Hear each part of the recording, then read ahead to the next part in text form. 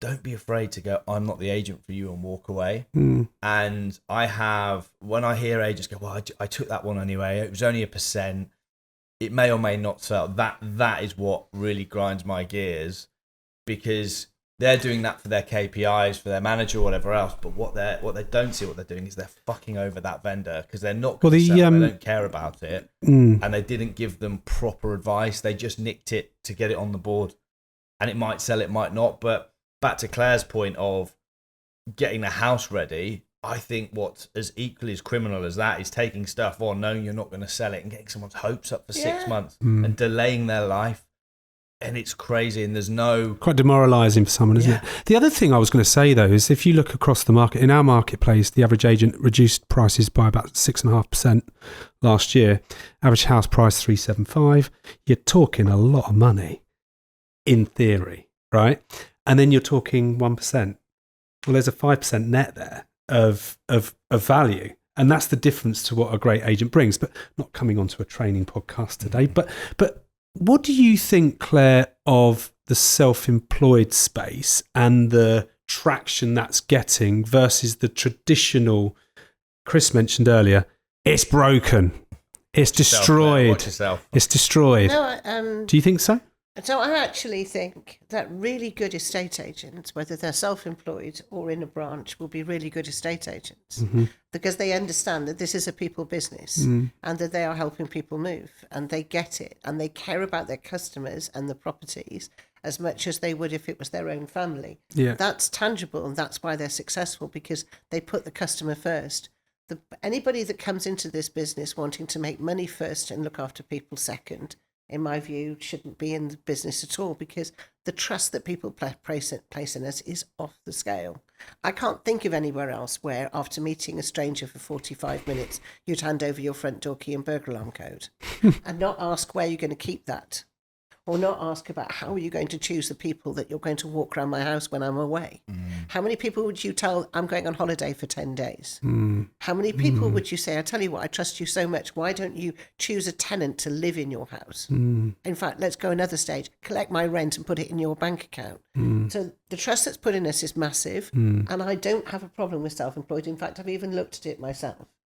But having said all of that, while we have fees this low and we have too much of the industry pulling down the rest of it, we still have an upward battle. I would love regulation. I would like to see agents invest in their own training. The amount of money, and this isn't an advert, but the amount of money spent on training per capita, per individual, is shocking. What is it? Do you know? It's virtually zero. The owners say, there's nothing that woman can tell you that I don't already know. And that happens a lot. That I don't already know, but I haven't already teached. And I haven't already teached. Teached. I teached you that last Teached week. you that last week? Yeah. On the job training. On the job training. But that's what they're like. You know, there's that small mind. And the small mind includes those conversations around fees. Because, like I said, there's two lots of value that I could show someone that save. One is we don't reduce prices by 6% within 3 weeks or 4 weeks of going to market. And the other one is we negotiate nearly X amount more per sale. But just coming back out, there's a lot of talk in the industry. Chris is a big fan of, or not a big fan, you've preached the self-employed model for quite some time now. And I touched on that there. Do you see the traditional model as broken in comparison to, let's say, Chris's time in self-employed 10 years ago, for argument's sake? No, I don't. Do you think it's the same? It's just... I'm very old school, Chris, and this is where it will take me a while. I am more likely to hand my front door key and burglar alarm code into an office that has a tangible presence on the high street. And these people I can see walking around, and they live and breathe in my town. And there is one agent in particular, and I will name drop him because he's amazing, but Brendan of Parker's in Whitney, who networks everywhere. He's everywhere, and he's the most trusted agent in town by a country mile, and he appears on Nextdoor chat and you name it. But the point is that he has a physical office presence on the high street, and people feel very comfortable with that. So if you have a self-employed one, it's great. I could do loads of photographs of me holding onto a board and saying, "Hi, this is me," but people still don't know where I live. Do you think, sorry, Chris, do you think that the attraction to self-employed for the agent is the fact that they earn fortunes? So there's loads tied up in the last 2 minutes I want to touch upon. Go on then, touch away. if that gentleman you just mentioned shut his office, would you still use him? I would, but I know him. Yeah.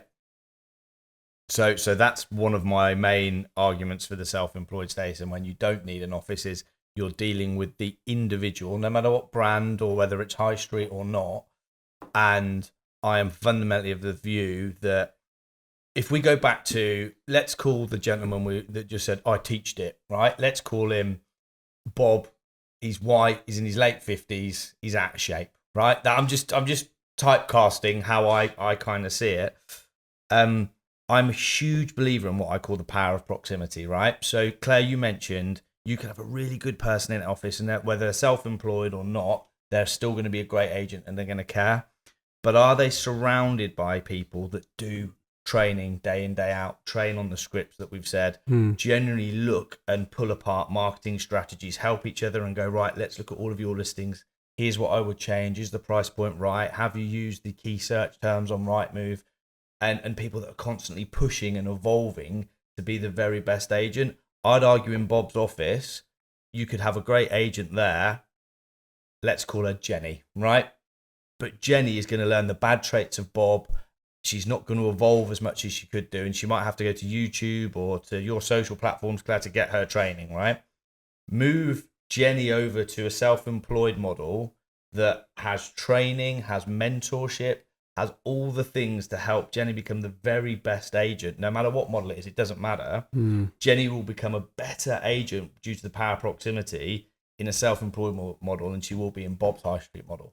And that's the fundamental difference to me. Yes, you earn more, but if I go back to when I sold my first high street business, brilliant business, Dom's gone on and done huge things. He's got number one in Solihull, really, really good. We actually met the other day, and he's got loads of really cool plans. But when I look at what I had to do as a business owner, we had to tie up like 15, 20 a month to pay the bills. If I had 5 clients and I could earn the same money, my time per client would be so much. Well, I've just gone from 15. I've got 3 times the amount of time back. But you know what I could do, which I never had the ability to do, and high street models don't.